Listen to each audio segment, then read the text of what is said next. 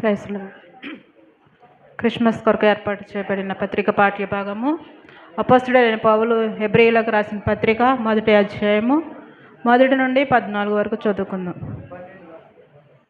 పూర్వకాలమందు నానా సమయములలోనూ నానా విధములుగాను ప్రవక్తల ద్వారా మన పితరులతో మాట్లాడిన దేవుడు ఈ దినముల అంతమందు కుమారుని ద్వారా మనతో మాట్లాడాను.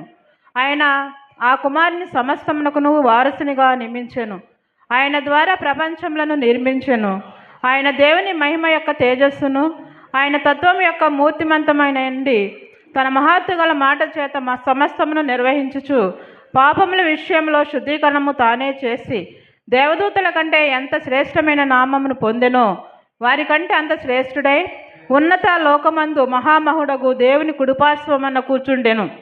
ఏలైనగా నీవు నా కుమారుడవు, నేడు నిన్ను కనియున్నాను అనియు, ఇదియుగాక నేను ఆయనకు తండ్రినై యుందును, ఆయన నాకు కుమారుడై యుండును అనియు ఆ దూతలతో ఎవరితోనైనా ఎప్పుడైనా చెప్పినా, మరియు ఆయన భూలోకమునకు ఆది సంభూతిని మరలా రప్పించినప్పుడు దేవుని దూతలందరూ ఆయనకు నమస్కారము చేయమని చెప్పుచున్నాడు.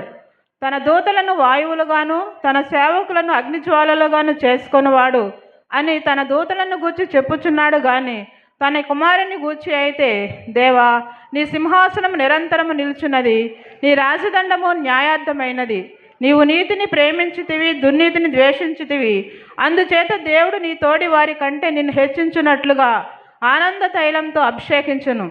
మరియు ప్రభువా, నీవు ఆది యందు భూమికి పునాది వేసితివి, ఆకాశములు నీ చేతి పనులే, అవి నశించును గాని నీవు నిలిచియుందువు, అవన్నీ వస్త్రములే పాతగిలును, ఉత్తరీయములు వలె వాటిని మడిచివేతువు, అవి వస్త్రములే మార్చబడును గాని నువ్వు ఏకరీతిగానే ఉన్నావు, నీ సంవత్సరములు తరగవు అని చెప్పుచున్నాడు.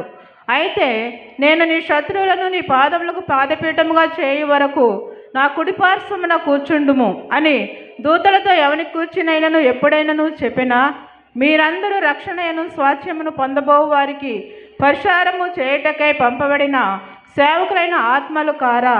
ఈ వాక్యము దేవుడు దీవించునుగాక. ఆమేన్.